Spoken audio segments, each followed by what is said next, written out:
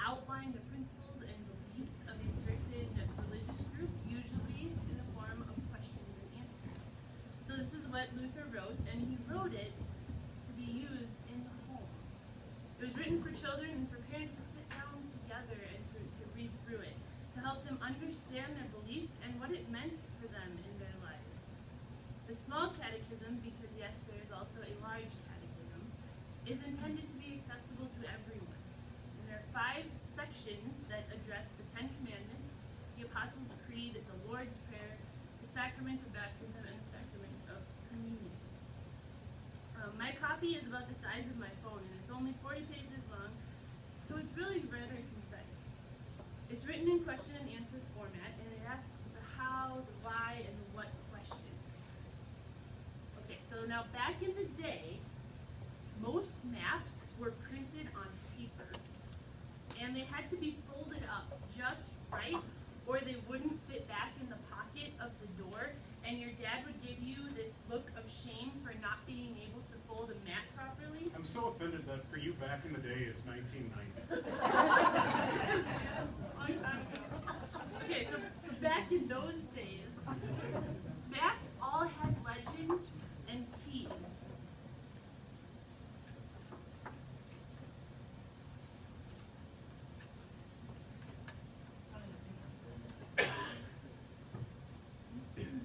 Okay, so today I rely almost solely on Google Maps. Now don't get me wrong, I can read a map, but I still can't fold them. And the phone is just easier. And the phone talks to me, so that's nice. But Google Maps, if you have ever noticed, do not have keys. Okay, I double checked, I looked on them today, I tried to find one, and they don't exist. And after a really brief search online, I found that there are a lot of people who are really disgusted by this fact. Many things on Google Maps are really quite self-explanatory, and maybe it's really easy to think that we don't need a key. But I think that there should be. Because, for example, when you are looking for bike trails, there are 3 kinds of trails.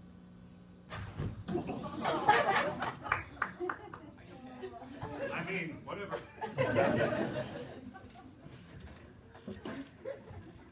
3 kinds of bike trails. I'm with you. That's fun. There's a dark solid line, there's light solid lines, and then there's dotted lines. Okay, but what is the difference? Okay, what does each one mean?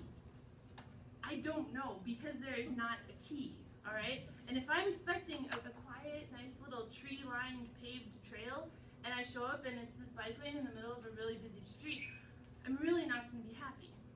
And then there are different colors of land on a Google map. Okay, there's the normal kind of tan color, but there's also like gray color. Why? What does that mean? Okay, so you've got white. You should have brought your crayons.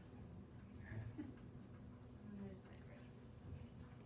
All right, and then some areas are green, but there are like 3 different shades of green. Why? What is the difference? Okay. So we've got like a really light green. Light green, and then got a really dark green. But no one ever tells you what the difference is.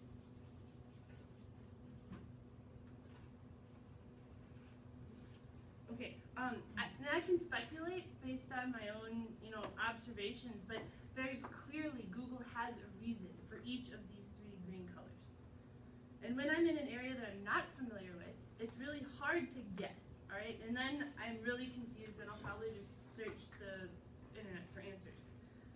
But a proper roadmap has a key, and all that information would be given to you. And it might not answer all the questions, but it would give me a really good start. And that's what the Small Catechism is like for us. It's a key to navigate our faith.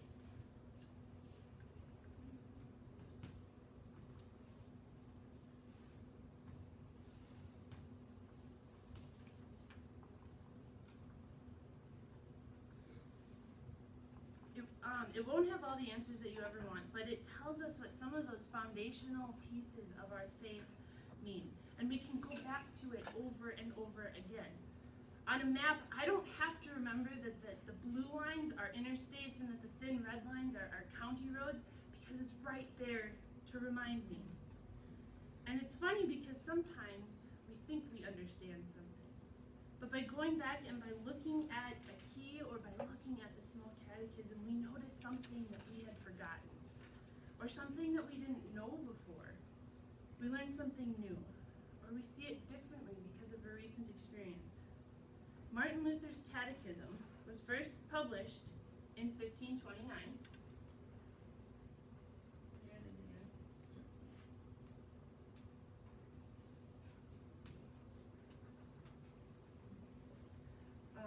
The Small Catechism, as I said, was designed to be accessible to all. And because it was a very different world, not everyone was educated and not everyone could read. So by putting it in the hands of someone that could read, they could share it with their family or with their home. So whether that be a student or a father or whoever it was that could read.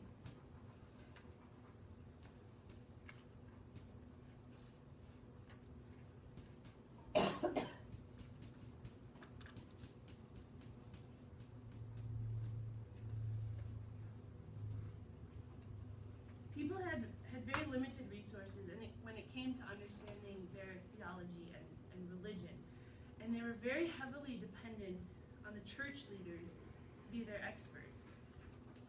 When you depend on one source for all of your information, it can get a little bit tricky.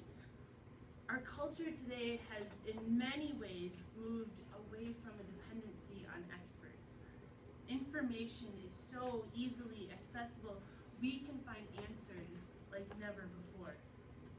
And we still keep coming back to the Catechism. Luther created this book to be a trustworthy source, and it's made it almost 500 years, and it is still absolutely relevant. It's even been translated into apps and to ebooks. Today, churches might use the Small Catechism in slightly different ways. Some people still have their students memorize the catechism. We've handed them out to first and second graders when they learn their 10 Commandments.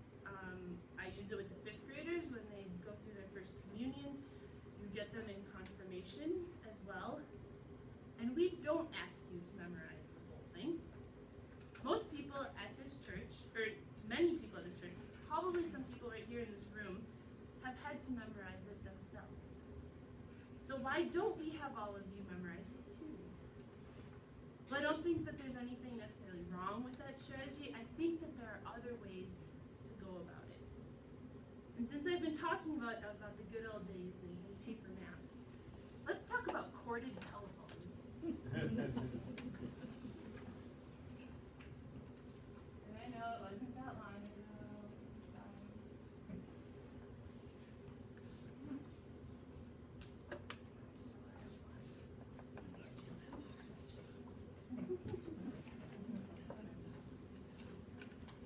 I remember when we had a rotary phone.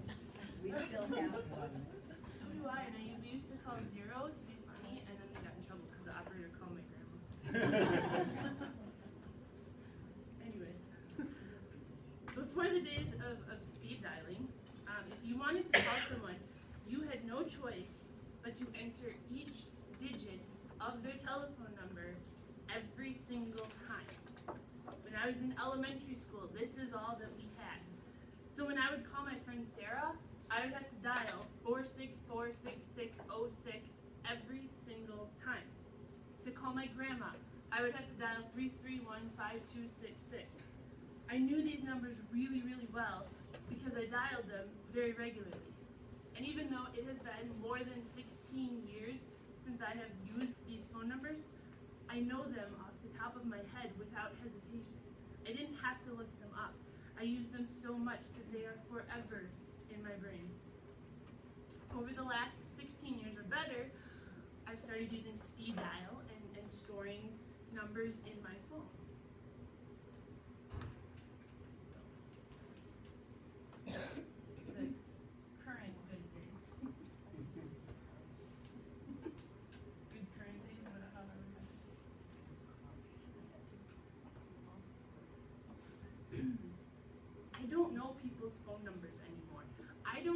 my dad's cell phone number, but I do know how to find it. On a regular corded telephone, you'd have to push at least 7 buttons to make a phone call. The same 7 buttons every single time. On a smartphone, you can voice command a phone call without pressing anything. Or maybe it'll take up to 4 taps to find the contact and to start the call. But even still, you are not actually seeing the phone number. You're not using the number, and so it's forgotten. But is it more important that we know the phone number, or that we know how to reach the person?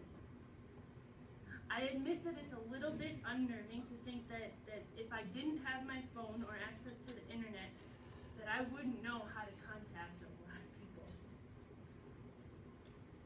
But how often am I really in that situation? Now, just last week, I locked my keys in my car while it was running with my purse and my phone inside. I couldn't get back into my apartment, and I didn't know the church's phone number, and I didn't know my landlady's phone number, and it was Monday morning, which is extra fun. But it was easily remedied by knocking on my neighbor's door, because my neighbor had my landlady's phone number, who let me back into my apartment to get my spare car key. So even though I didn't have the exact information I needed to remedy that situation, I knew how to get it. And even with phone numbers 20 years ago, I didn't have them memorized immediately. I had to look up those phone numbers countless times before they were in my head for good. But the more I used them, the easier they were to remember. The 10 Commandments are great to have memorized. But if you have them memorized and don't know what they mean, what good is that? Or if you've memorized what Martin Luther says, but you don't understand it, is that helpful? If you know that you can open your phone, open a small catechism app, and find them and their meanings, is that any better? As with other information, the more we use it, the easier it is to keep in our memories. And the more we revisit it, the better we'll understand it. But the other, perhaps the best part of this situation is that we don't have to do this alone.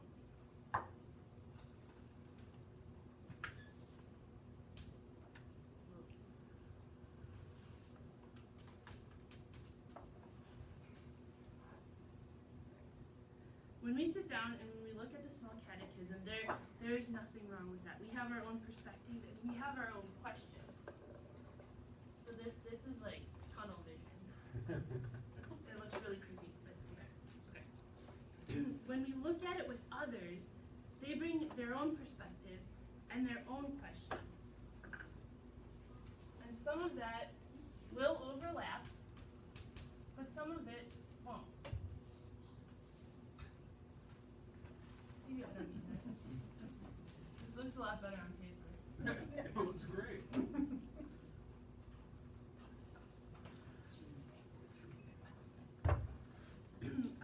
So together, we might hear different things. We might find a different answer to a question that we thought we knew. But it also builds our relationships.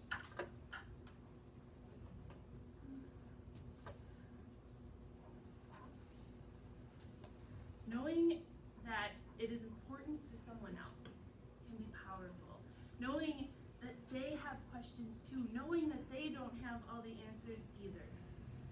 Because faith is not something that we are ever intended to navigate alone. Even though we're given this great tool that we can use on our own, the catechism is intended to be used as a family. And when we say family, we of course hope that it's used in your home. But you're part of a church family too. Confirmation students and leaders, your small groups are families. Adult catechism, you are a family. The high school youth group is a family.